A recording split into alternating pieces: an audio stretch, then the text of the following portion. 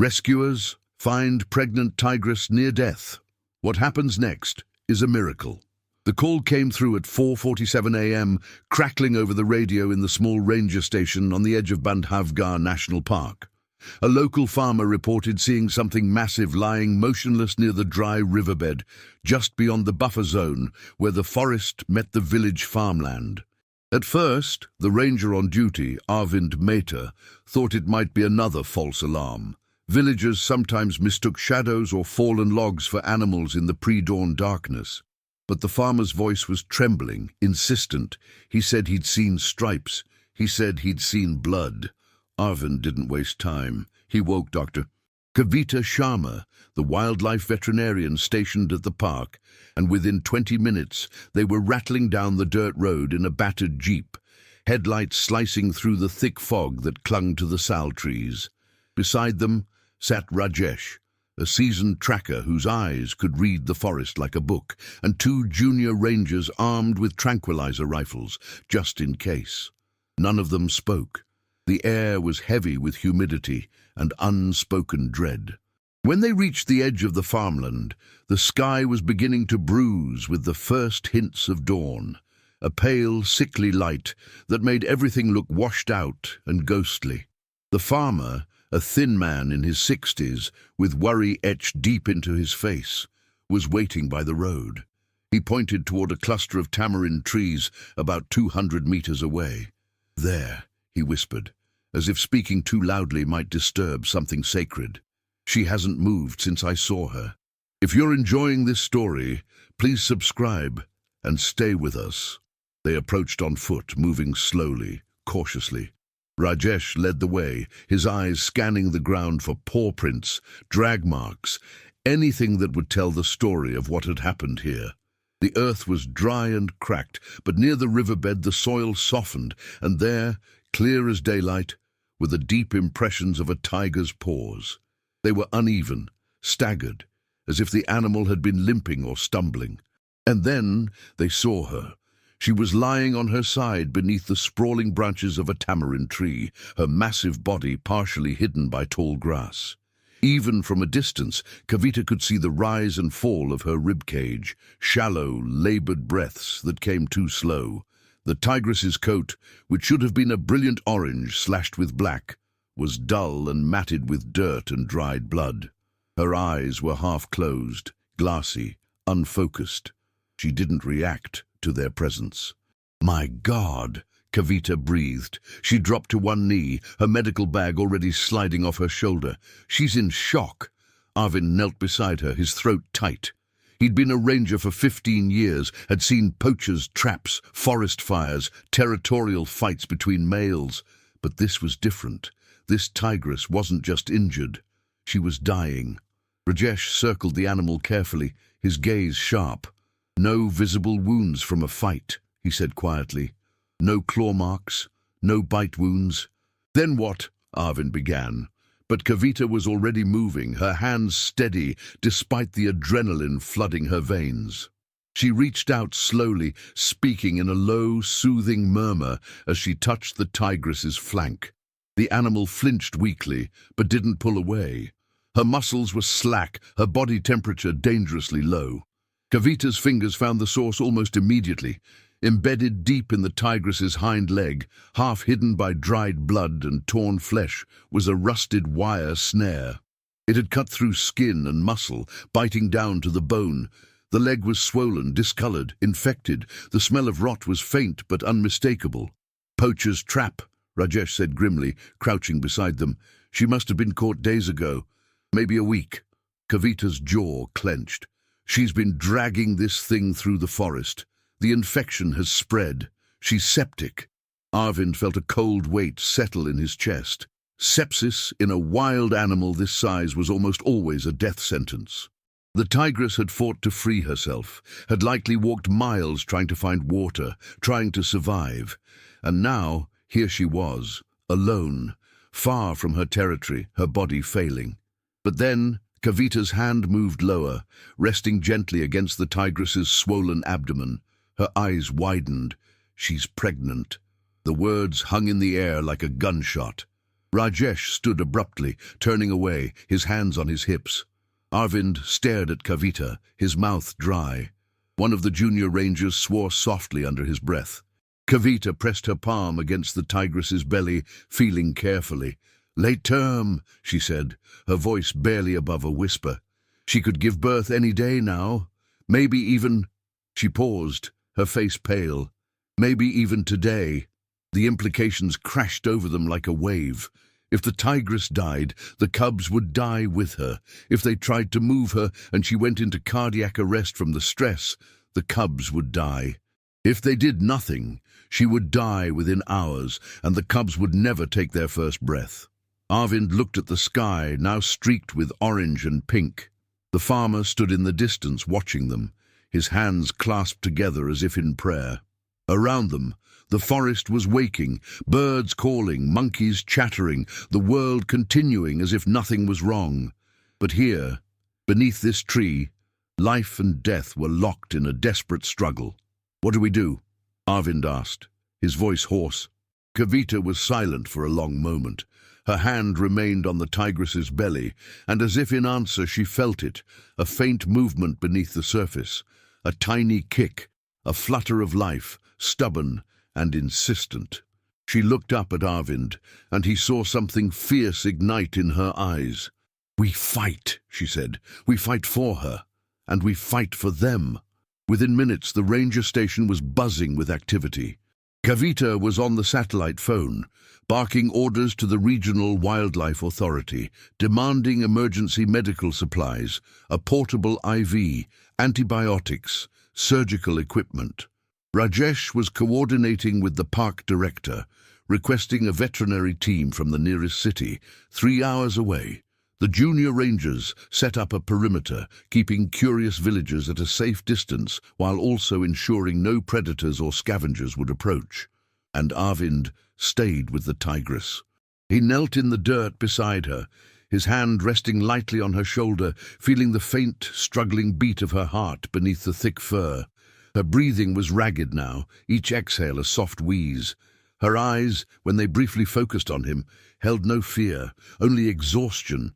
She was too far gone to care about the human presence. She was simply too tired to fight anymore. "Stay with us," Arvind whispered, his voice breaking. "Just a little longer, please." The sun climbed higher, burning off the fog, and the heat began to press down like a heavy hand. Kavita returned with an emergency medical kit and began working immediately. She inserted an IV line into the tigress's foreleg, pumping fluids and antibiotics into her collapsing system. She cleaned the wound as best she could, carefully cutting away the wire snare, each movement precise, deliberate, though her hands were shaking. The tigress groaned softly, a deep guttural sound that seemed to come from the very core of her being. It was the sound of pain, yes, but also something else, something raw and primal. It was the sound of a mother refusing to let go. The veterinary team arrived just before noon, their truck kicking up clouds of red dust as it skidded to a halt beside the tamarind tree. Dr. Sandeep Malhotra, a veteran wildlife surgeon from Jabalpur, climbed out with his assistant, both of them already pulling on surgical gloves. He took one look at the tigress, and his expression hardened.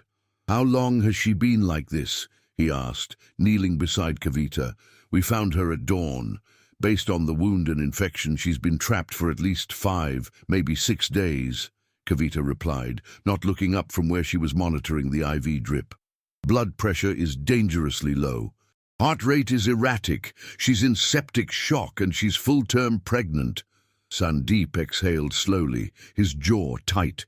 He'd handled emergency surgeries in the field before, leopards caught in vehicle collisions, elephants wounded by electrified fences, but this was different.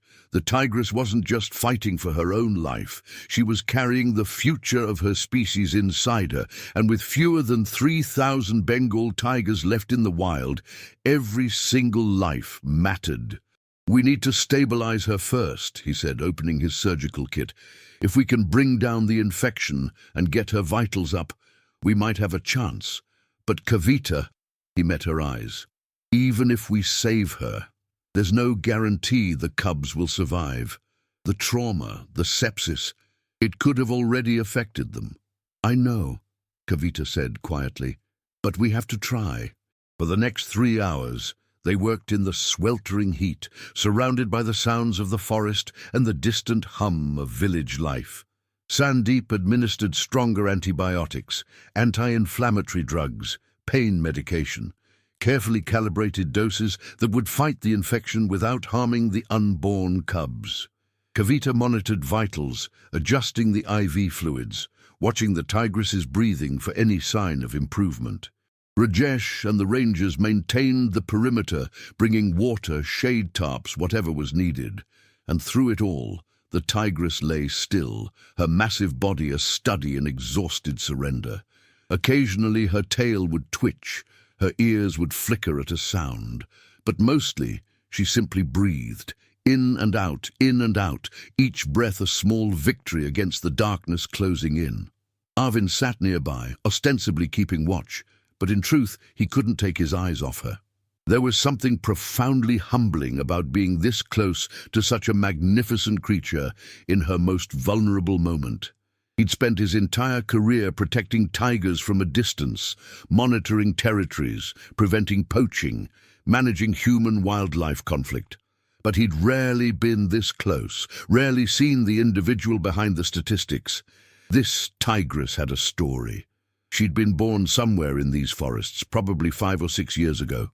She'd learned to hunt from her mother, had fought for her own territory, had found a mate.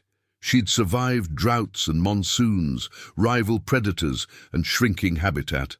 And now, pregnant and alone, she'd fallen victim to a trap, meant for deer or wild boar. Collateral damage in the endless conflict between humans and nature. "She's beautiful," Arvind said softly. Kavita glanced at him, then back at the tigress. "She is, and she's a fighter. Do you think she knows we're trying to help?" Kavita was quiet for a moment, watching the shallow rise and fall of the tigress's ribs. "I don't know. Maybe.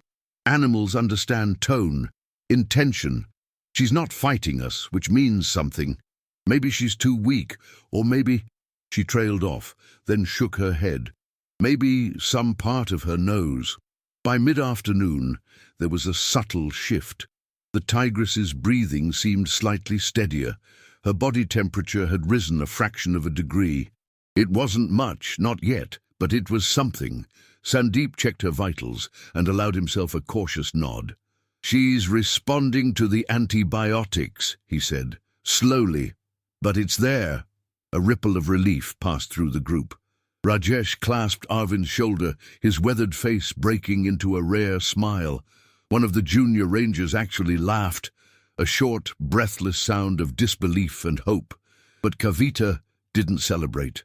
She was watching the tigress's abdomen, her brow furrowed in concentration. She'd been monitoring it all morning, and the movement inside had become more frequent, more insistent. "Sandeep," she said quietly, "I think she's going into labor." The words cut through the momentary relief like a knife.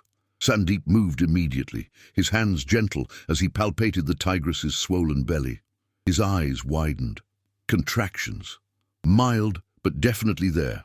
The stress of the infection, the trauma. Her body is trying to protect the cubs by initiating birth. "Is that good or bad?" Arvind asked, his voice tight. "Both," Sandeep said grimly. "If the cubs are born now, they have a chance.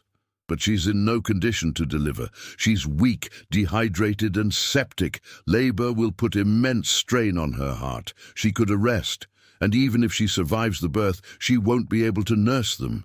She might not even recognize them." Kavita's mind was racing. "We need to support her through it. Keep her oxygenated, keep her fluids up. If the cubs are born alive, we'll have to hand-rear them until she recovers. If she recovers." "Hand-rearing tiger cubs is nearly impossible," Sandeep said. "The mortality rate—" "I know the statistics," Kavita interrupted, her voice sharp. Then, softer, "But what's the alternative?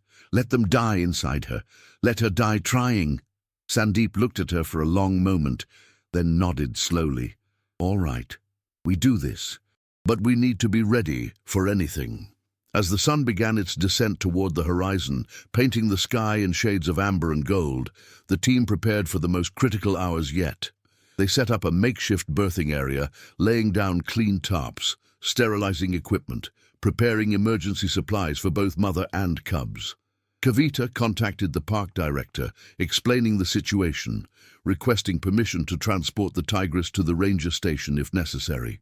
Permission was granted immediately, but moving her now in active labor could be fatal, so they stayed. As the forest around them shifted from day to night, as the temperature dropped and the first stars appeared overhead, they kept vigil beside the dying Tigress who refused to give up. Arvind built a small fire at a safe distance, both for light and to keep potential predators at bay. The flames cast flickering shadows across the scene, turning it into something almost sacred. Rajesh brewed chai on a portable stove, passing around steaming cups that no one really tasted. The junior rangers spoke in hushed tones, their earlier bravado replaced by a kind of reverent silence, and the Tigress breathed and contracted and fought.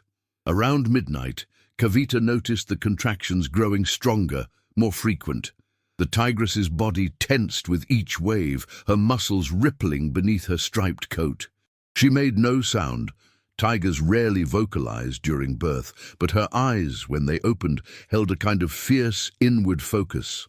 "She's close," Kavita whispered. Sandeep positioned himself near her hindquarters, ready to assist if needed. Arvind found himself holding his breath, his hands clenched into fists. Somewhere in the darkness, a spotted owlet called. The fire crackled. The world narrowed to this moment, this place, this life, struggling to create new life. And then, just after 1 a.m, it happened.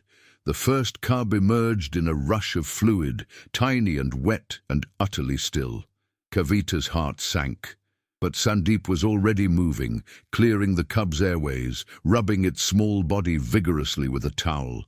For a terrible, endless moment nothing happened. Then the cub gasped, a small wheezing sound, and began to squirm. "Alive," Sandeep said, his voice rough with emotion. "First cub is alive." Tears sprang to Kavita's eyes. Arvind let out a breath he didn't know he'd been holding. Rajesh pressed his palms together, murmuring a prayer. But there was no time to celebrate. The Tigress contracted again, her body working on instinct despite her weakened state. 8 minutes later, a second cub was born. Then 12 minutes after that, a third. 3 cubs, 3 tiny mewling scraps of life, each no bigger than a man's hand. 2 males and a female, their eyes sealed shut, their miniature stripes barely visible beneath the birthing fluid. They wriggled and cried, instinctively searching for warmth, for their mother, for milk. The Tigress, exhausted beyond measure, lifted her head slightly. Her eyes, clouded with pain and exhaustion, found her cubs. And something shifted in her expression, something ancient and profound. She tried to move toward them, but her body wouldn't respond. She made a sound then, a low, rumbling chuff, the sound a mother tiger makes to her cubs. A sound of recognition, of love. Kavita carefully placed the cubs against the Tigress's belly, guiding them toward her teats. "Come on, babies," she whispered. "Find your way." The cubs nuzzled instinctively, their tiny mouths searching. One of them latched on weakly and began to nurse. Then the second. The third was too small, too weak, and Kavita gently helped, supporting its head until it too found its mother's milk. The Tigress's eyes drifted closed, but her breathing, though still labored, seemed fractionally easier, as if some essential purpose had been fulfilled, as if she could rest now, knowing her cubs were alive. Arvind wiped his eyes roughly, not caring who saw. Rajesh stood with his hand over his heart. Sandeep sat back on his heels, his shoulders sagging with relief and exhaustion. 3 cubs, Kavita said softly, almost to herself, against all odds. 3 lives. The fire burned low. The stars wheeled overhead. And beneath the ancient tamarind tree, a mother tiger lay with her newborn cubs, all of them balanced on the knife's edge between death and survival. The miracle wasn't over yet, but it had begun. Dawn came quietly, slipping through the forest canopy in threads of pale gold. Arvind woke with a start, realizing he'd fallen asleep sitting upright against a tree trunk, and for a panicked moment he couldn't remember where he was. Then he saw the tigress, still lying on her side beneath the tamarind tree, the 3 tiny cubs nestled against her belly, and everything came rushing back. Kavita was already awake, crouched beside the tigress, her stethoscope pressed against the animal's chest. Her face was drawn, her eyes shadowed with exhaustion. She'd been up all night, monitoring vitals, checking the cubs, adjusting medications. Sandeep was asleep in the back of the truck, having finally succumbed around 4 a.m. after Kavita promised to wake him if anything changed. "How is she?" Arvind asked quietly, moving closer. Kavita didn't answer immediately. She repositioned the stethoscope, listened, then sat back with a troubled expression. "Her heart rate is still irregular. Blood pressure is slightly better than yesterday, but not by much. The infection, it's too entrenched. The antibiotics are helping, but not fast enough." Arvind felt his stomach twist. "What does that mean?" "It means we're still losing her," Kavita said flatly. She looked at the cubs, who were sleeping soundly, their tiny bodies rising and falling with each breath. "She gave everything she had to bring them into this world, but I don't know if she has anything left." And the words settled over them like a shroud. Arvind knelt beside the tigress, studying her face. In the soft morning light, she looked ancient, worn, her magnificent body reduced to fur and bone. Her breathing was shallow, labored. He could see every rib beneath her dull coat. "How long?" he asked. "Hours, maybe a day. It depends on how her body responds." Kavita's voice cracked slightly. "I've done everything I can, Arvind. Sandeep has done everything. But sometimes it's just not enough." Rajesh emerged from the forest then, carrying fresh water from the village well. He read the situation immediately from their faces, and his own expression fell. No improvement. "Not enough," Kavita said. They sat in heavy silence, watching the tigress breathe. One of the cubs, the smallest, the female, stirred and made a tiny mewling sound. Instinctively, the tigress's ear twitched toward the sound, but she didn't open her eyes. The cub nuzzled against her belly, searching, and found a teat. It began to nurse weakly, its miniature paws kneading. "At least they're feeding," Rajesh said quietly. "That's something." "For now," Kavita said. "But her milk production is going to drop as her body shuts down. And even if by some miracle she survives, she won't have the strength to hunt, to protect them, to teach them. These cubs—" She paused, her throat tight. "These cubs will need constant care. Weeks of it, maybe months." Arvind understood what she wasn't saying. Hand-rearing tiger cubs was extraordinarily difficult. They needed to be fed every 2 hours, kept warm, stimulated to urinate and defecate, protected from infection. And even with perfect care, the survival rate was less than 50%. Without their mother's antibodies, without learning natural behaviors, they would be fragile, vulnerable. And if the tigress died, the cubs would never know her, would never learn the skills they needed to survive in the wild. They might live, but they would be forever dependent on humans, captive animals, not the wild, free creatures they were meant to be. "What if we could save her?" Arvind said suddenly. "What if we could give her more time, stronger medication, surgery to clean out the infection?" "It would require a full surgical facility," Kavita interrupted. "General anesthesia, which in her weakened state could kill her. And even then, the damage might be too severe. The infection has been spreading for days. It could be in her bloodstream, her organs. But you don't know for sure," Arvind pressed. "You're guessing." Kavita met his eyes, and he saw the frustration there, the helplessness. "Yes, I'm guessing, because we're in the middle of a forest with limited equipment and a dying tiger who just gave birth. This isn't a hospital, Arvind.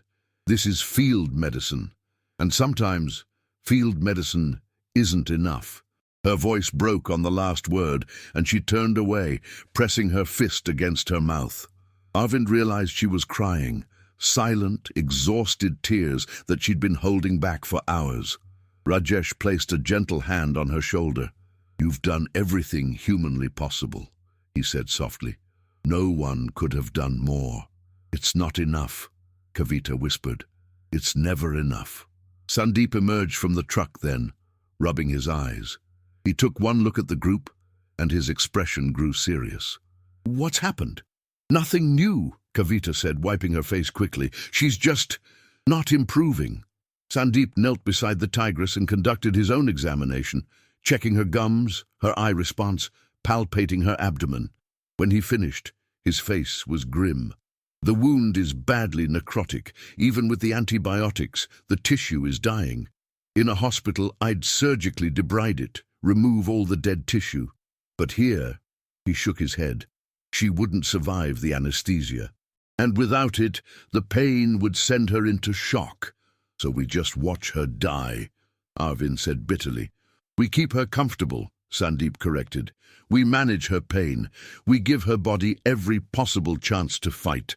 That's all we can do." But as he said it, he glanced at the cubs, and Arvind saw the conflict in his eyes. The Tigress might be beyond saving, but the cubs weren't. They were healthy, strong, already nursing. They had a future, if someone could ensure they survived. The morning wore on. The park director arrived around 10 a.m., a stern man named Mr. Deshmukh, who'd overseen conservation efforts in the region for 2 decades. He surveyed the scene with a practiced eye, spoke quietly with Kavita and Sandeep, then pulled Arvind aside. "I've been in contact with the Wildlife Institute," Deshmukh said. "They're willing to take the cubs if necessary. They have a rehabilitation program, experienced handlers. The cubs would be hand-reared, then potentially released into a protected reserve when they're old enough." "And the mother?" Arvind asked. Deshmukh's expression was carefully neutral. "Dr. Malhotra has briefed me on her condition. If she survives the next 24 hours, we'll arrange for transport to the rescue center in Jabalpur. They have better facilities. But Arvind," he paused, "the chances are slim. We need to be realistic." "Realistic," Arvind repeated, the word tasting bitter. "So we give up on her?" "We prioritize the lives we can save," Deshmukh said quietly. "Those 3 cubs represent a significant genetic contribution to the tiger population. The mother has already done her part. If we can preserve her cubs' lives, that's still a victory." Arvind wanted to argue, to rage against the cold calculus of conservation that weighed lives against statistics. But he knew Deshmukh was right. In a world where tigers numbered in the thousands instead of the millions, where habitat shrank every year and human-wildlife conflict intensified, every cub mattered. Every life was precious because there were so few left to lose. He returned to the Tigress and sat beside her, close enough to feel the faint heat radiating from her body. One of the cubs, a male, slightly larger than his siblings, had finished nursing and was attempting to crawl. His eyes were still sealed shut, his movements uncoordinated, but there was something determined about the way he pushed against his mother's belly, testing his tiny limbs. "Fighter, just like your mother," Arvind murmured. The tigress's ear flicked toward his voice. Slowly, with what seemed like immense effort, she opened her eyes. They were clouded, unfocused, but for a moment they seemed to find Arvind, to see him, really see him.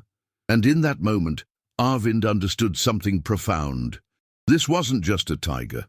This was an individual, a thinking, feeling being with her own will to survive. She wasn't a statistic or a conservation success story. She was a mother fighting for her children's future, and she was asking, without words, without sound, for help. "I see you," Arvind whispered, his voice thick. "I see you, and I promise we won't let your cubs die, whatever it takes." The tigress blinked slowly, and then her eyes drifted closed again. But Arvind could have sworn he saw something shift in her expression. A softening, perhaps even peace. Kavita approached with a syringe, administering another dose of pain medication. "Her fever is rising again," she said quietly. "The infection is winning, Arvind. We need to prepare for the worst." "How long?" "Tonight. Maybe tomorrow morning." Arvind nodded numbly. Around them, the forest continued its eternal rhythms, birds singing, insects humming, monkeys calling in the canopy. Life persisting, indifferent to this small tragedy unfolding beneath the tamarind tree. But then something unexpected happened. One of the village elders appeared at the perimeter, an old woman wrapped in a faded sari, her face creased with age and wisdom.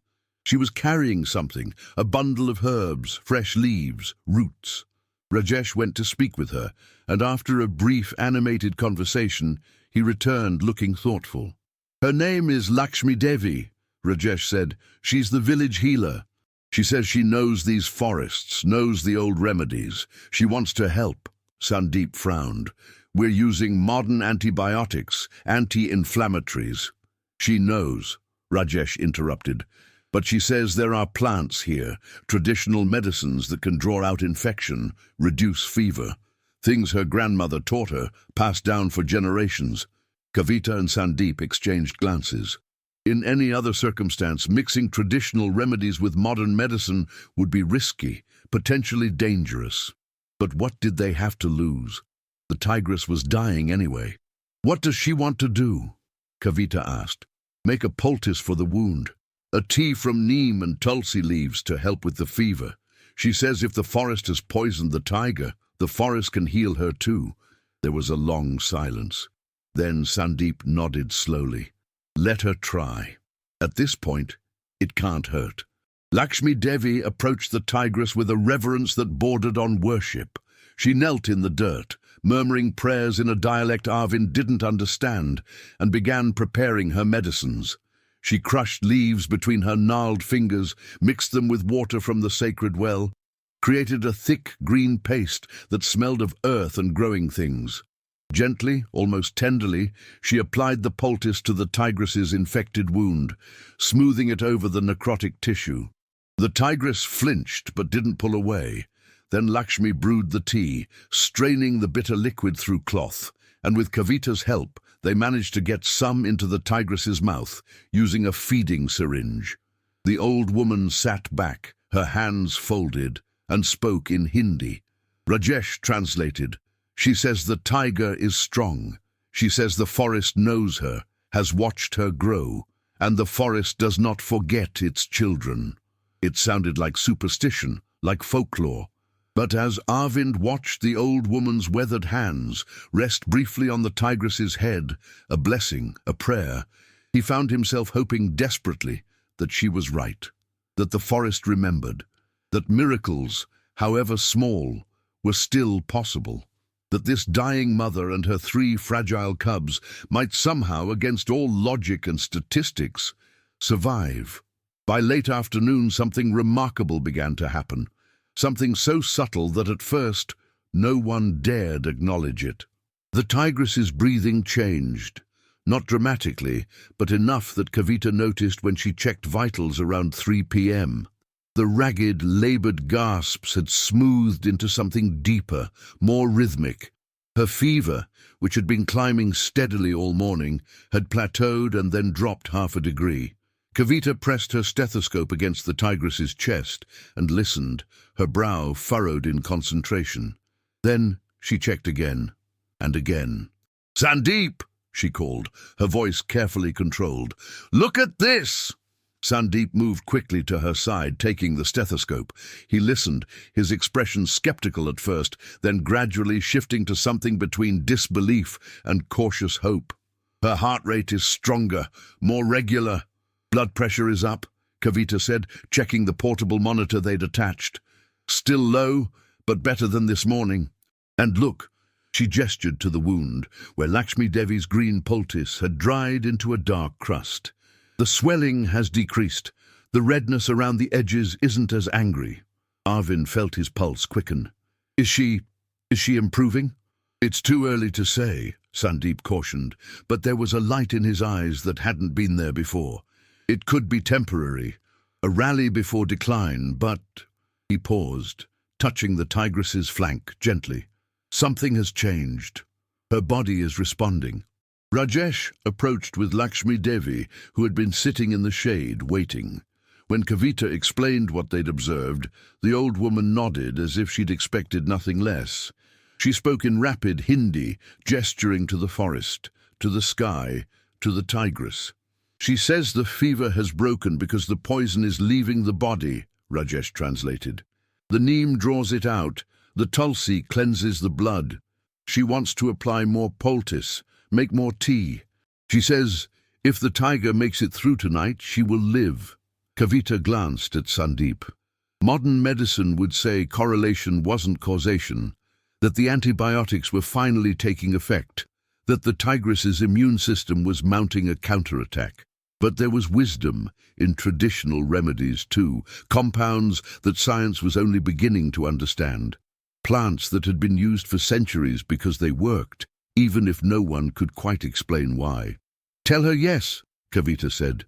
"Tell her thank you." Over the next few hours, a cautious optimism began to take root among the rescue team. The tigress wasn't out of danger, not by a long measure, but she was fighting back. Her body temperature continued to stabilize. Her breathing remained steady. When Kavita tested her reflexes, there was a faint response, her paw twitching away from stimulus, her tail flicking, and the cubs, oblivious to the drama surrounding them, continued to thrive. They nursed frequently, their tiny bellies round and full. They slept in a tumbled pile against their mother's warmth, occasionally squeaking or mewling in their sleep. The smallest one, the female cub, had found her voice and used it often, making indignant little sounds whenever her brothers pushed her aside. Arvind found himself watching them constantly, marveling at their perfection. Each cub was about the size of a large mango, maybe 700 grams, with oversized paws and miniature ears. Their stripes were faint but visible, a preview of the magnificent patterns they would one day wear. They moved with the clumsy determination of all newborns, bumping into each other, tumbling over their mother's legs, instinctively seeking warmth and milk and safety. "They don't know how close they came to never existing," Arvind said quietly. Kavita, sitting beside him, smiled faintly. "Maybe that's a blessing. All they know is their mother is here, they're warm and they're fed. That's their whole world right now. Do you think she'll be able to raise them? If she survives?" It was the question everyone was thinking, but no one had wanted to voice. Kavita was silent for a long moment, watching the tigress's flank rise and fall. "I don't know. She'll need weeks to recover, maybe months. During that time, she can't hunt. She can't defend territory. She and the cubs will be completely vulnerable. So what do? "We bring them to the ranger station," Kavita said. "Create a secure enclosure where she can heal in peace. We feed her, bring in prey, supplement with meat if necessary. We monitor the cubs, make sure they're developing properly. And when she's strong enough, when the cubs are old enough, we release them back into the wild." It sounded simple when she said it, but Arvind knew the reality would be far more complex. Tigers were territorial, solitary. Moving this tigress from her home range could cause immense stress, and keeping wild tigers in captivity, even temporarily, carried risks. Disease, behavioral problems, the possibility that they would become habituated to humans. But what was the alternative? Leave her here, vulnerable to other predators, to poachers, to the elements? "How do we move her?" Arvind asked. "Very carefully," Sandeep said, joining the conversation. "We'll need a large transport crate, heavy sedation, a truck with suspension that can handle these roads. It's risky. Moving her could cause regression. Stress could trigger complications. But if we don't move her, she has no chance of long-term survival." Deshmukh, who had been coordinating logistics via satellite phone, approached with news. "The transport crate will be here tomorrow morning. I've cleared space at the ranger station, the old leopard enclosure. It's large, secure, and far enough from human activity that she won't be stressed by constant noise. We'll have veterinary staff on site 24 hours a day. And food? Kavita asked. A nursing tigress needs 5 to 7 kilograms of meat per day. More as she recovers and her milk production increases. I've contacted the park's prey management team. They'll provide culled deer and wild boar. We'll also supplement with buffalo meat from approved sources. Deshmukh paused, his expression softening. Money isn't an issue here. Whatever she needs, whatever the cubs need, it's theirs. It was a profound commitment, a recognition that this one tigress and her 3 cubs represented something larger than themselves. They were symbols of hope in a landscape where tigers were disappearing, where forest corridors were shrinking, where every successful birth felt like a small miracle. As evening approached, the team began preparing for the move. They would transport the tigress at dawn, when temperatures were coolest and she would be calmest. Sandeep reviewed sedation protocols, calculating dosages that would keep her unconscious during the journey, but not suppress her respiratory system. Kavita prepared emergency supplies, oxygen, adrenaline, cardiac stimulants, in case anything went wrong during transport. Rajesh and the junior rangers worked to clear a path from the tamarind tree to the road, removing obstacles that might jostle the truck. Lakshmi Devi prepared one final dose of her herbal tea, which she administered with prayers and blessings, her weathered hands gentle on the tigress's head. And Arvind sat with the tigress as the sun set, painting the forest in shades of copper and shadow. The cubs were nursing again, their tiny mouths working rhythmically. The tigress's eyes were closed, but her breathing was steady, strong. One of her paws rested protectively near the cubs, as if even in her weakened state, some maternal instinct compelled her to guard them. "You're going to make it," Arvind whispered. "You and your babies. I promise you, we won't let anything happen to them." The tigress's ear twitched, and for a moment, Arvind imagined she could hear him, could understand. It was irrational, anthropomorphic. But sitting here in the gathering darkness, surrounded by the sounds of the forest waking into night, it didn't feel foolish. It felt like the most important promise he'd ever made. Kavita brought food, chapati and dal from the village, but Arvind found he couldn't eat. His stomach was too tight with anticipation and worry. Tomorrow would determine everything. If the tigress survived the transport, if the cubs remained healthy, if the infection didn't return with a vengeance, then maybe, just maybe, this impossible rescue would become a success story. But there were so many variables, so many things that could go wrong. "You should rest," Kavita said, settling beside him with her own untouched plate. "Tomorrow is going to be exhausting." "I can't," Arvind admitted. "Every time I close my eyes, I imagine—" He couldn't finish the sentence. "I know," Kavita said softly. "Me too." They sat in companionable silence, watching the fire burn low, watching the stars emerge one by one in the darkening sky. Around them, the forest was alive with sound, the soaring call of a barking deer, the distant roar of a male tiger marking territory, the rustle of something moving through the underbrush. Life continuing, the world turning. And here, beneath the ancient tamarind tree, one small family hanging in the balance between extinction and survival. Around midnight, the smallest cub, the female, woke and began to cry. Not the tiny mewling sound she usually made, but louder, more insistent. She was hungry, but she couldn't find a teat. She crawled blindly across her mother's belly, squeaking her distress. Kavita moved immediately, gently guiding the cub toward an available nipple. But the cub couldn't latch. She was too small, too weak, and her brothers had already claimed the best positions. "Come on, little one," Kavita murmured, supporting the cub's head. "You can do this." But the cub continued to cry, her tiny voice growing more desperate. And then, incredibly, the tigress moved.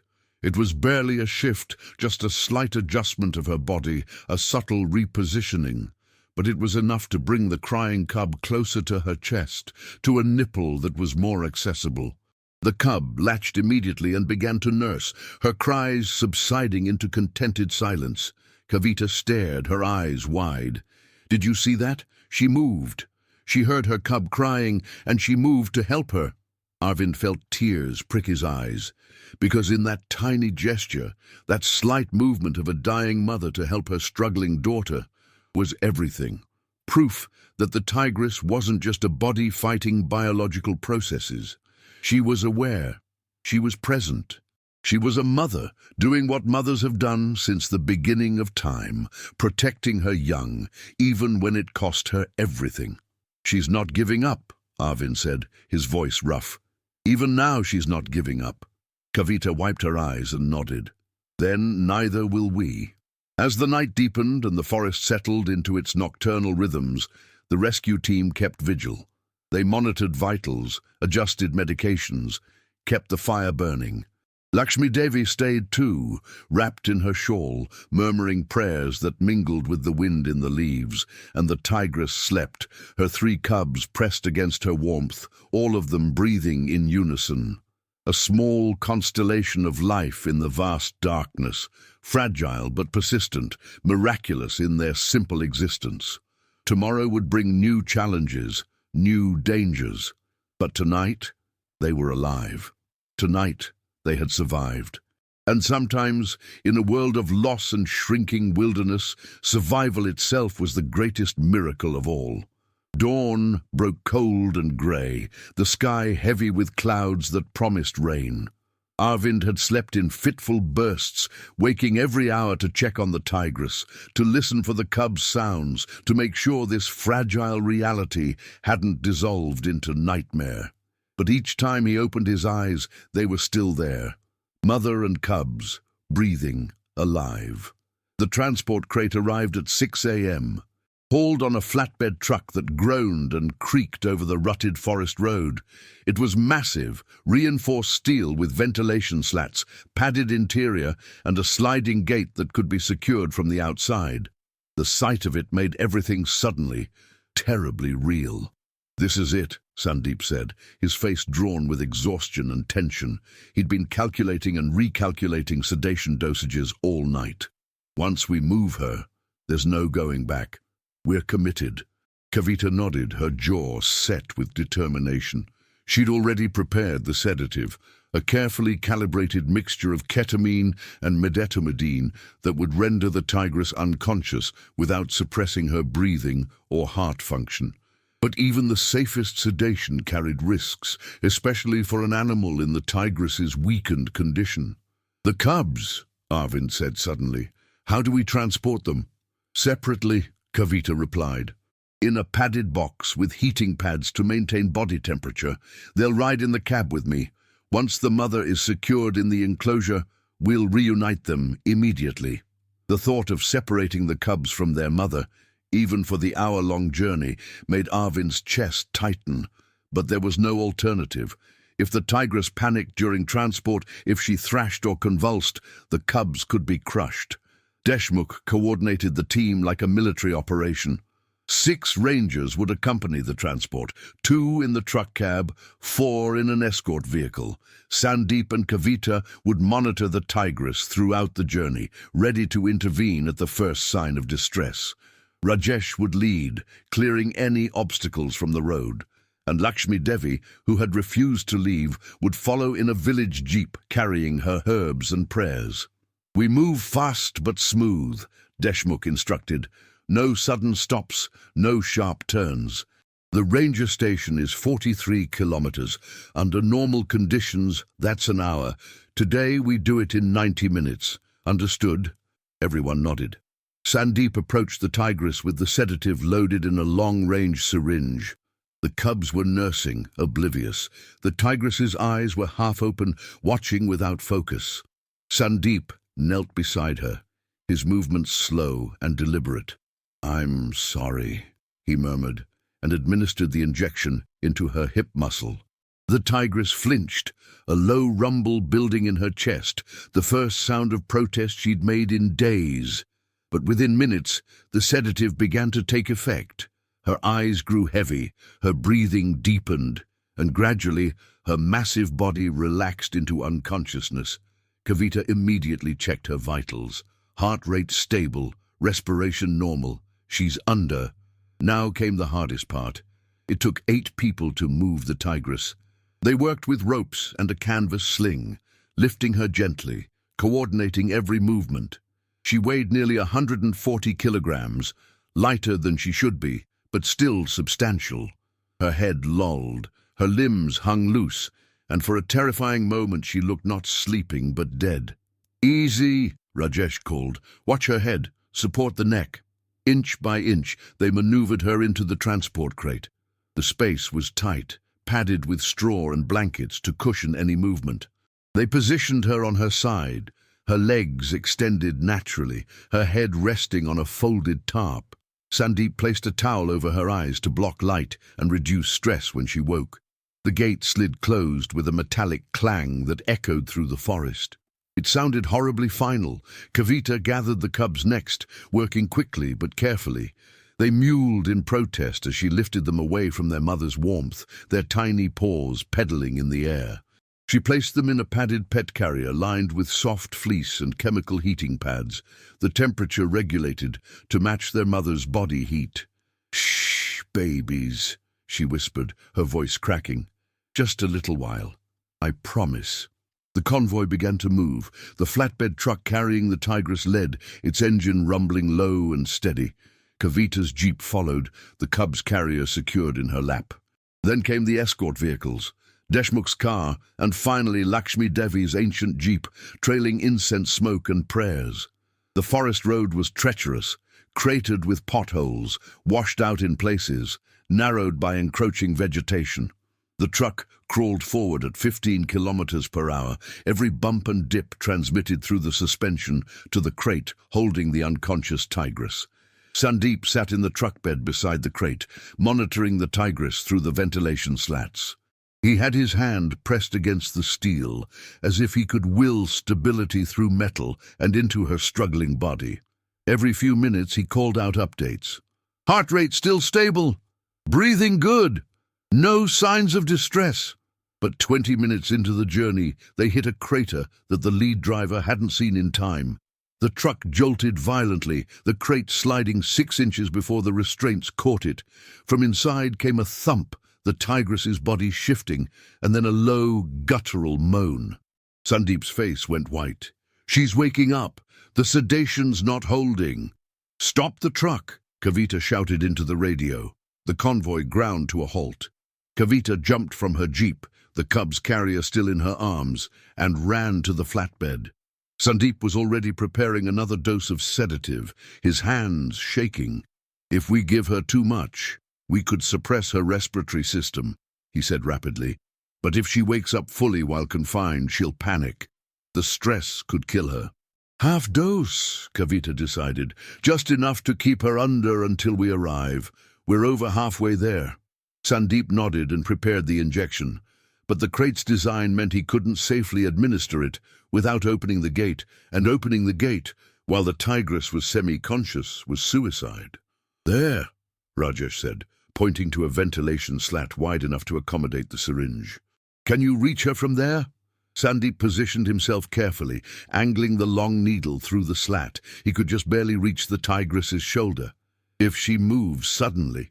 "She won't," Kavita said with more confidence than she felt. "Do it."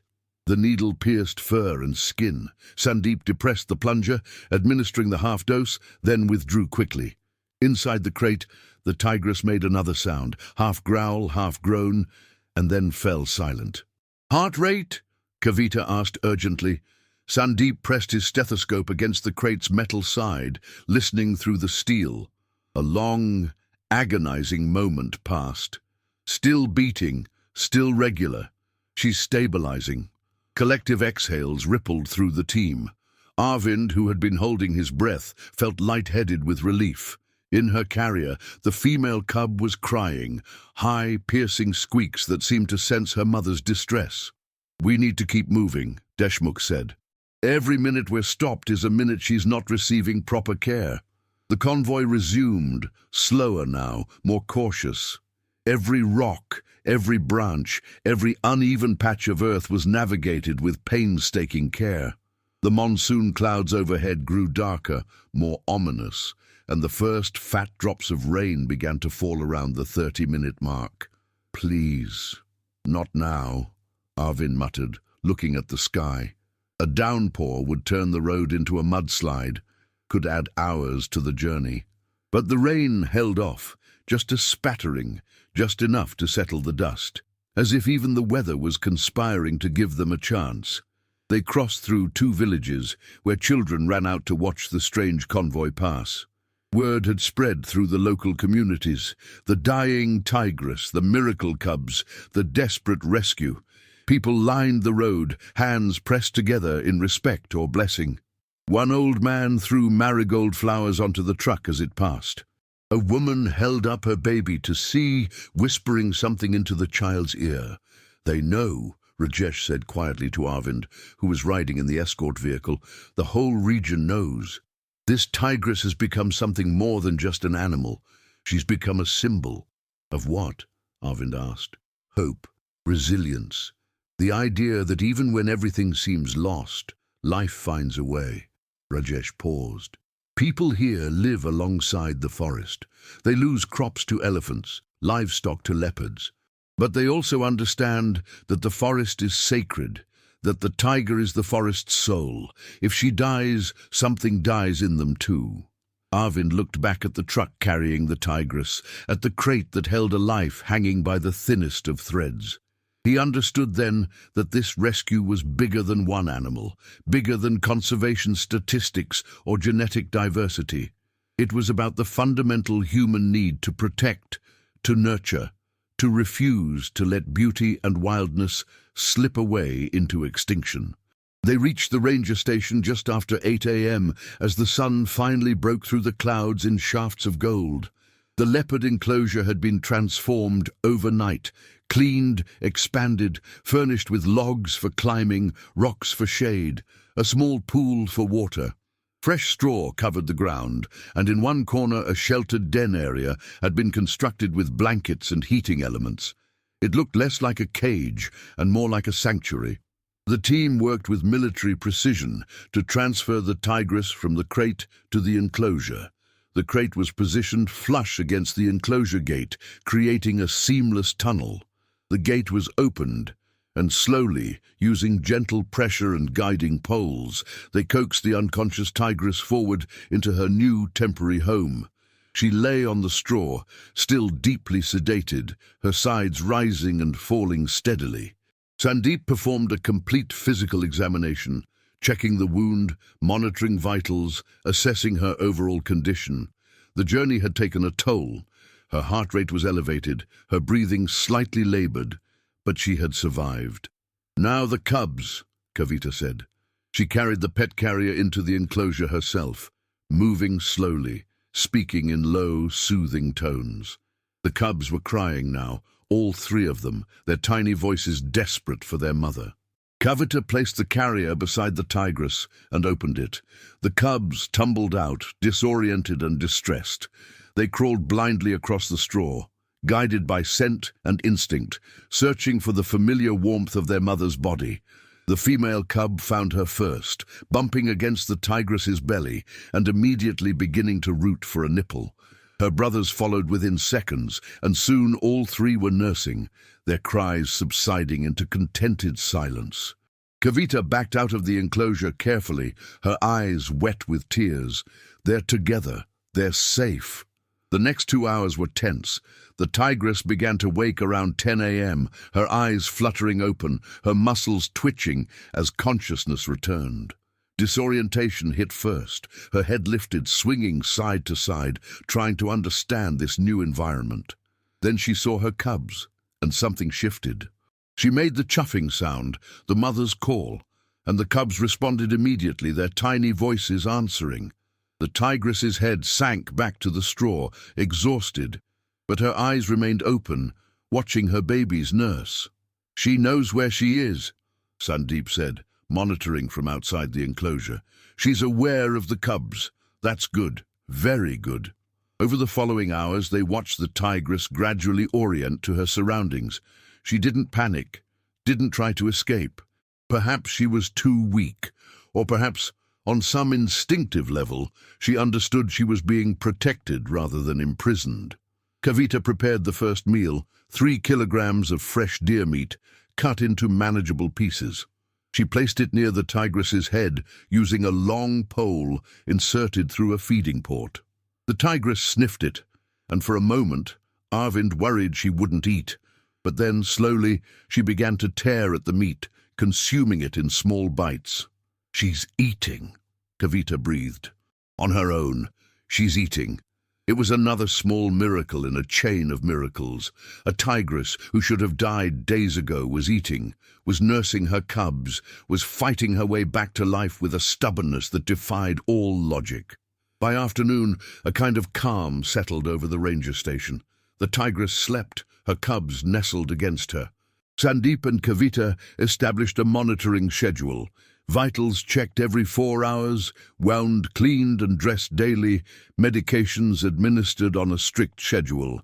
Lakshmi Devi set up a small shrine outside the enclosure, lighting incense and leaving offerings of flowers and herbs.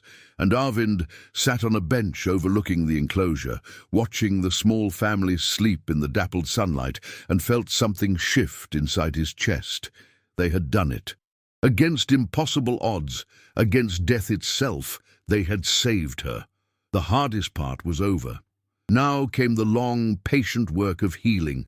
But as he sat there, watching the tigress's flank rise and fall, watching the cubs twitch and squirm in their sleep, Arvind felt a profound sense of purpose settle over him. This was why he had become a ranger, not for the statistics or the salary or the prestige, but for moments like this, when human compassion and determination could tip the scales, could pull life back from the edge of the abyss.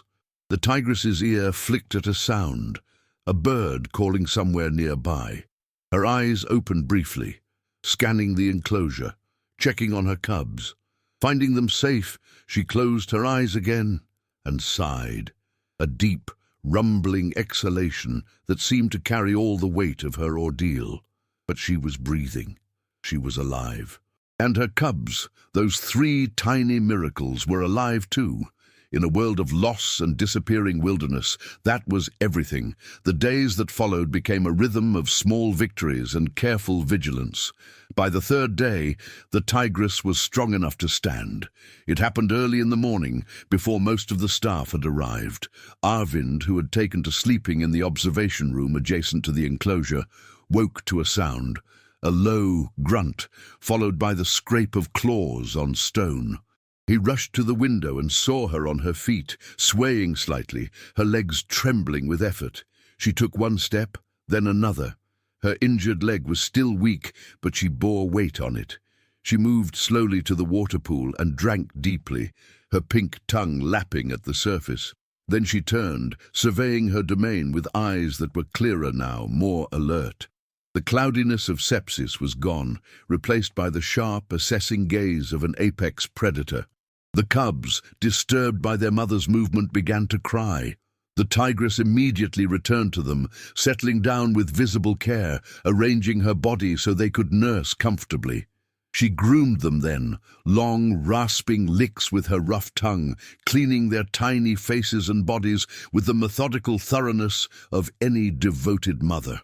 Arvind found himself crying, tears streaming down his face without shame. He called Kavita immediately. "She's walking, she's grooming them, she's being a mother." When Kavita arrived minutes later, still in her nightclothes, they stood together at the window and watched in awed silence. This tigress, who had been hours from death just days ago, was reclaiming her life inch by inch, moment by moment. "I've seen a lot of rescues," Kavita said softly, her voice thick with emotion. "But this, I've never seen anything like this." By the end of the first week, the tigress had fully regained mobility. The infection in her leg was responding to treatment.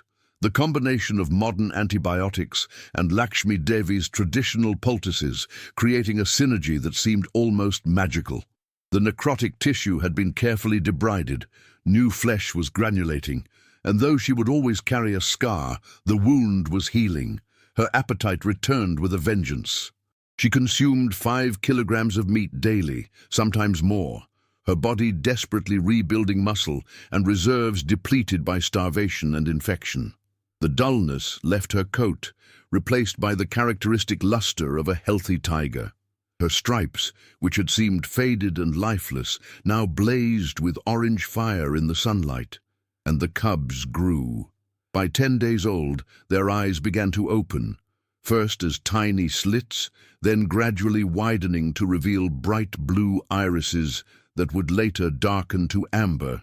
They began to explore beyond their mother's immediate vicinity, taking wobbly steps on oversized paws, tumbling over each other, play-fighting with all the fierce incompetence of babies. The female cub, whom the staff had started calling Asha, Hope, was the boldest. Despite being the smallest, she was first to venture away from her mother, first to investigate new objects, first to attempt climbing the logs placed in the enclosure. Her brothers were more cautious, staying closer to the tigress, but they watched their sister's adventures with evident interest. Arvind spent hours observing them, taking detailed notes for the park records, but also simply bearing witness to something precious and rare. He watched the tigress teach them, correcting their clumsy movements with gentle nips, encouraging them with low chuffing sounds. He watched her patience when they climbed all over her, pulling her ears and tail, biting at her whiskers with their needle-sharp baby teeth. She was more than surviving now. She was thriving. And in her recovery, something had shifted in Arvind as well.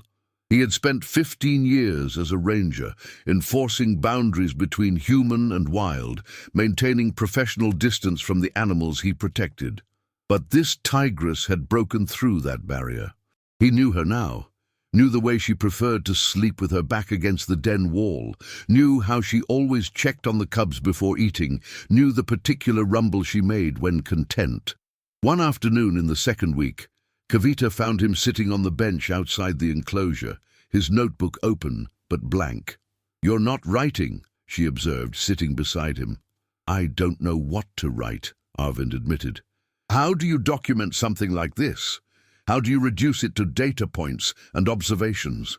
He gestured toward the enclosure, where the tigress was lying in a patch of sunlight, the cubs piled on her belly. She should be dead. By every measure, every statistic, she should have died, but she didn't. She chose to live. For them. Kavita was quiet for a moment, watching the small family. "I've been thinking about that. About choice. About will. We like to think medicine saves lives, that our interventions are what make the difference. But the truth is—" She paused, searching for words. "The truth is, we can provide the tools, but the patient has to do the fighting, and she fought harder than anyone I've ever seen." "Do you think she knows?" Arvind asked. "That we helped her?" "I think she knows we didn't hurt her, that we brought her somewhere safe. Whether she understands it as help in the way we define it—" Kavita shrugged. "Maybe it doesn't matter. What matters is that she's alive and so are her cubs." Rajesh joined them, carrying 3 cups of chai. He'd become a permanent fixture at the ranger station, helping coordinate the expanding support system that had grown around the tigress's recovery. Donations had poured in from across India and internationally. Money for medical supplies, for food, for expanding the enclosure, for funding long-term care. "The park director wants to know when we'll release her," Rajesh said, settling on the bench. "There's pressure from the ministry. They're concerned about keeping a wild tiger confined too long." Arvind felt his chest tighten. "She's not ready." "I know," Rajesh said gently, "but we need to start thinking about it. About what release looks like, when it should happen, where." Kavita nodded slowly. "The cubs are too young still.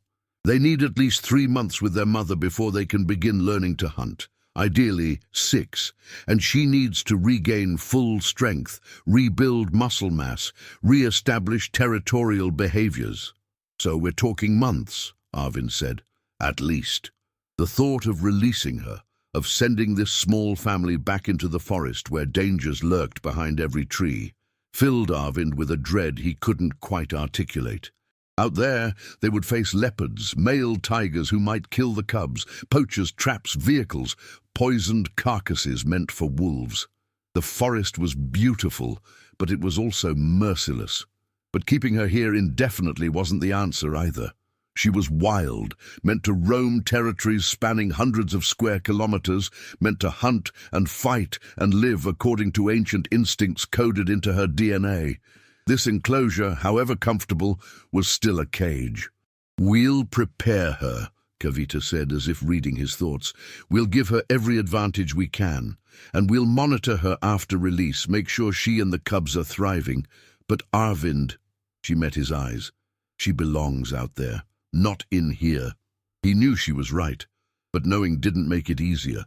That evening, Lakshmi Devi visited the enclosure as she did every day, bringing her herbs and prayers. She stood at the fence, murmuring blessings, and the tigress, who by now had grown accustomed to the old woman's presence, actually approached. Not close, but closer than she came to anyone else. She sat on her haunches, watching the old woman with what seemed like curiosity. Lakshmi Devi spoke in Hindi, her voice carrying the cadence of a lullaby or an incantation. Rajesh, standing nearby, translated quietly. "She's telling the tiger about the forest, about the streams where deer come to drink at dawn, about the caves where her own mother might have been born, about the spirits that watch over all wild things." He paused, listening. "She's telling her to be strong, to remember who she is, to teach her cubs to be brave, to be clever, to survive." The tigress tilted her head, as if listening. Then, incredibly, she made the chuffing sound, the greeting tigers use with those they trust. Lakshmi Devi smiled, her weathered face creasing with joy. She pressed her palms together, bowed slightly, and replied in the same language, a series of soft sounds that seemed to transcend species, to communicate something fundamental and true. Arvind felt goosebumps rise on his arms. He was witnessing something ancient, something that predated conservation science and wildlife management, something that reached back to when humans and tigers shared the forest as equals.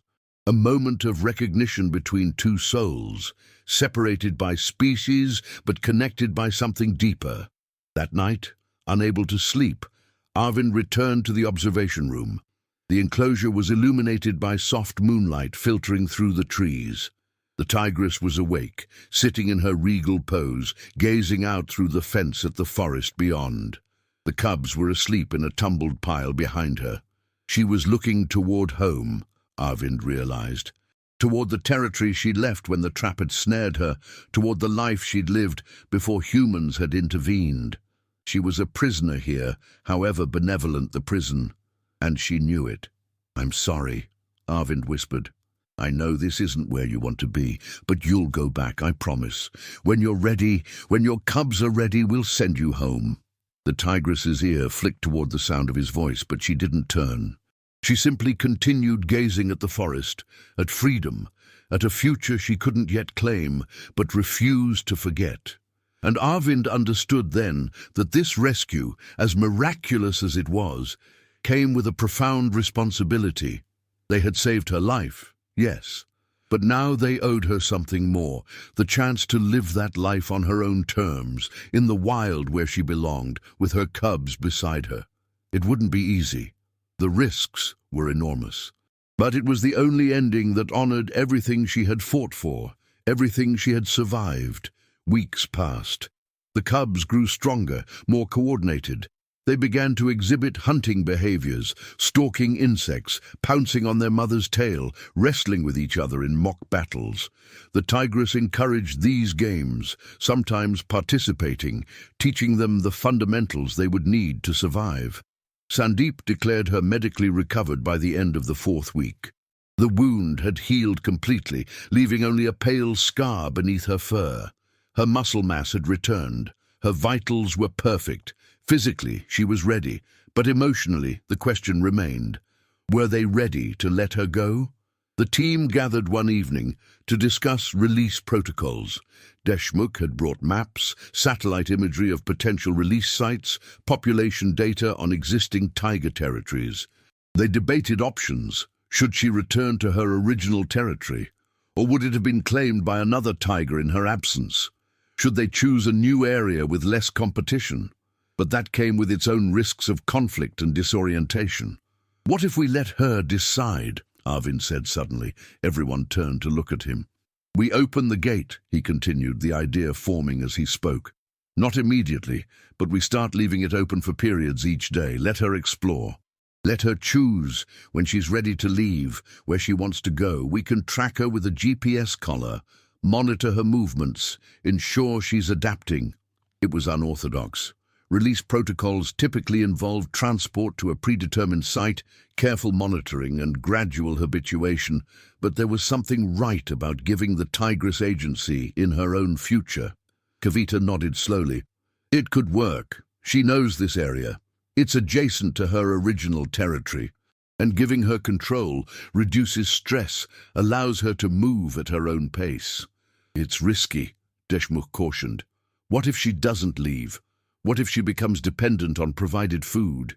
Then we slowly reduce feeding, encourage natural hunting behavior. But I don't think that will be a problem. Arvind looked toward the enclosure, where the tigress was teaching her cubs to stalk a peacock feather that had blown into their space. Look at her. She's still wild. She's just been waiting for us to realize it. After considerable debate, they agreed to try. The following week, they would begin the soft release protocol. The gate would be opened during daylight hours, closed at night for security.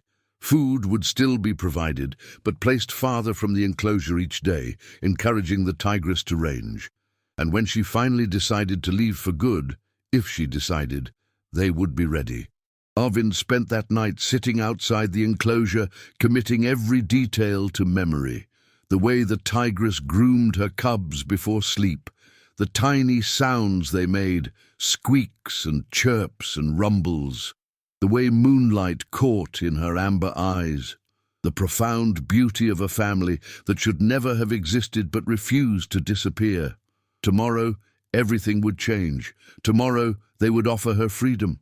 And whatever she chose, whatever happened next, they had already accomplished the impossible. They had brought her back from death. They had protected her cubs.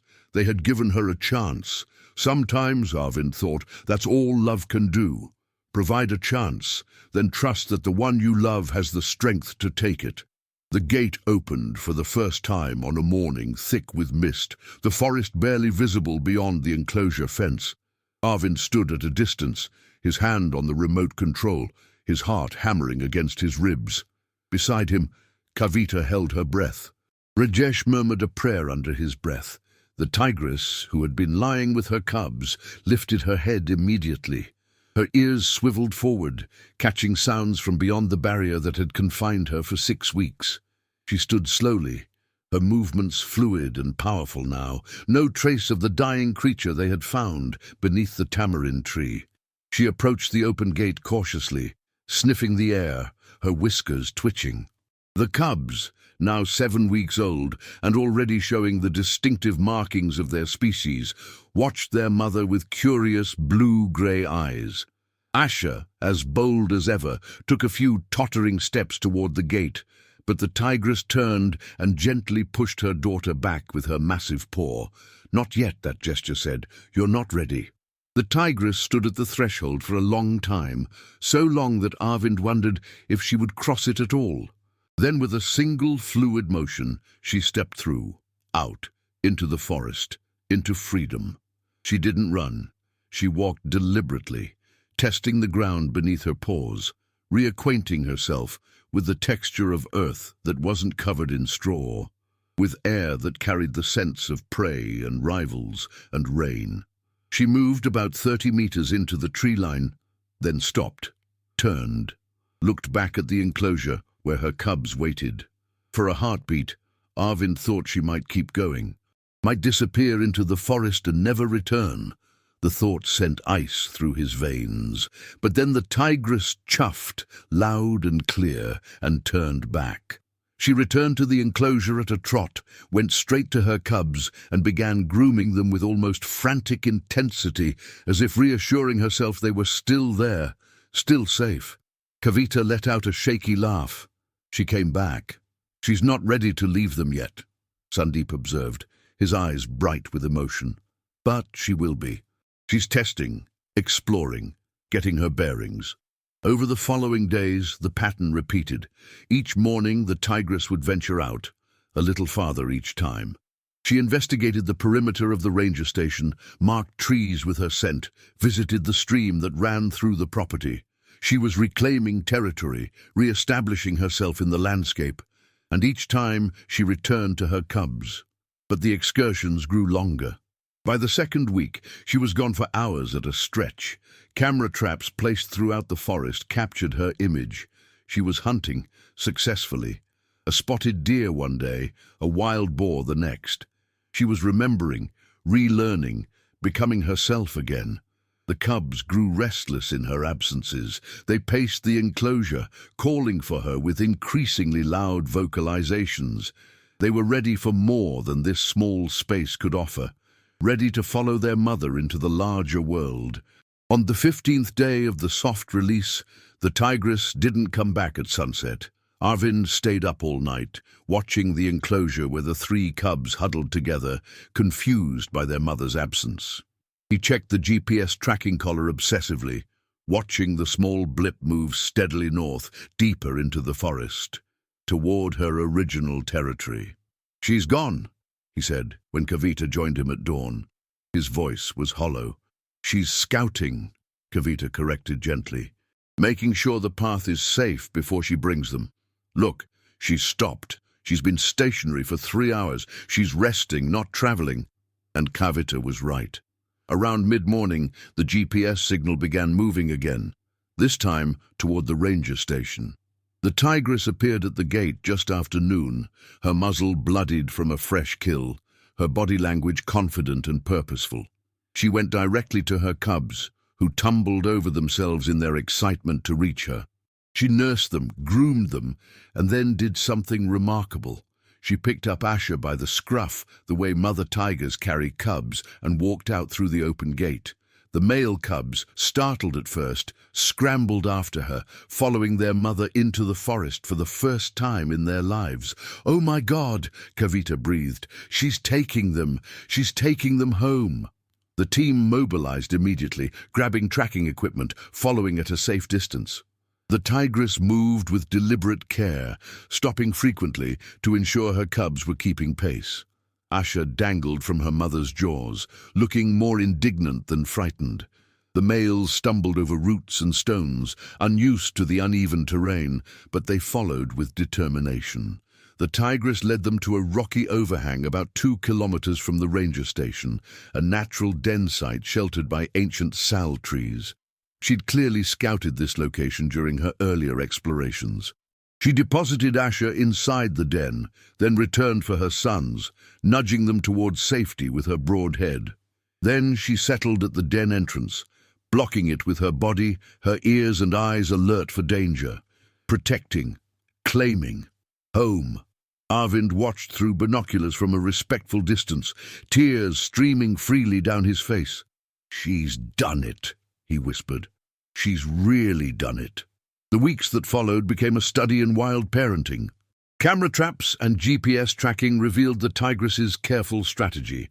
She kept the cubs at the den site for the first week, nursing them and bringing them portions of her kills. Then she began taking them on short excursions, teaching them to navigate the forest, to recognize danger, to move silently. Asha, predictably, was first to attempt hunting, pouncing on grasshoppers and eventually graduating to rodents. Her brothers were more cautious, but equally determined. By 12 weeks old, all 3 cubs could accompany their mother on longer treks, their coordination improving daily. The tigress avoided the ranger station now, but camera traps caught her in various locations throughout the forest. She had reclaimed her original territory, driving off a younger female who had moved in during her absence. She was hunting successfully, providing for her family, teaching her cubs the skills they would need to survive. She was, in every measure that mattered, wild again. 3 months after the soft release, Arvind hiked to a ridge overlooking a meadow where the tigress had been spotted regularly. He sat in silence as sunset painted the sky in shades of amber and rose, hoping for a glimpse. And then, as if summoned by his thoughts, she appeared. The tigress emerged from the tree line, magnificent and powerful, her coat gleaming in the golden light. She was followed by 3 gangly adolescents, no longer tiny cubs, but young tigers, already nearly half their mother's size. They moved with growing confidence, their stripes sharp and bold, their eyes alert. Asha bounded ahead, investigating a butterfly. One of her brothers pounced on her, initiating a wrestling match that sent both of them tumbling through the grass. The 3rd cub stayed close to their mother, more reserved but watchful. The tigress sat on her haunches, surveying her domain with the regal bearing of an empress, and then, as if sensing Arvind's presence, she turned her head and looked directly at him.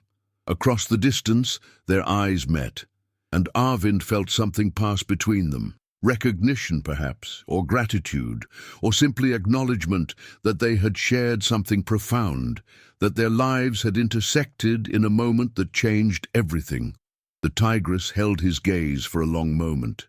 Then she chuffed softly to her cubs, gathered them with practiced efficiency, and led them back into the forest, into the life she had fought so desperately to reclaim, into the future she had refused to surrender. Arvind watched until they disappeared into the shadows, until the forest swallowed them completely. And then he sat in the gathering darkness and wept, not with sadness, but with overwhelming gratitude. They had saved her, but in truth, she had saved herself. She had chosen life when death would have been easier. She had fought through pain and weakness and despair because her cubs needed her, because surrender wasn't in her nature, because she was, fundamentally and magnificently, wild. A year later, Arvind stood in the same meadow with a group of visiting conservationists, sharing the story of the rescue that had become legend throughout India's wildlife community.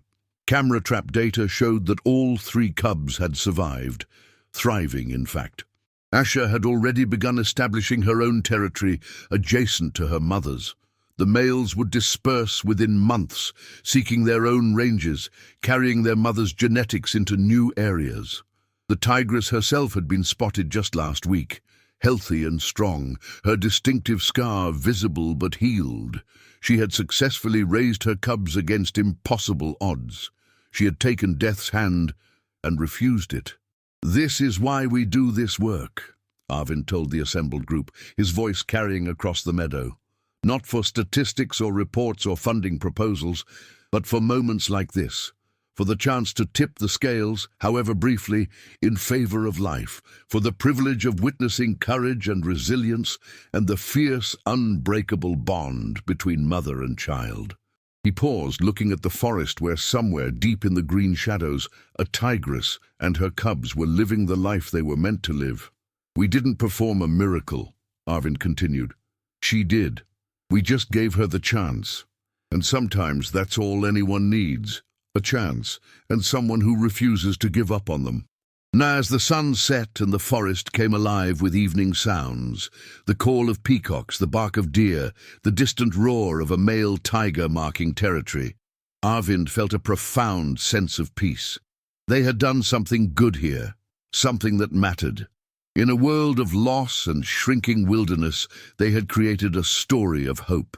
And that story would ripple outward, inspiring others, reminding people that conservation wasn't about statistics, it was about individuals, about compassion, about the fundamental belief that every life, however wild, however fierce, deserved a chance.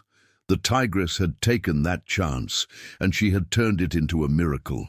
Somewhere in the forest, she was teaching her cubs to hunt, teaching them to be strong, to be clever, to survive, teaching them without words the most important lesson of all, that life, however hard, however painful, is always worth fighting for.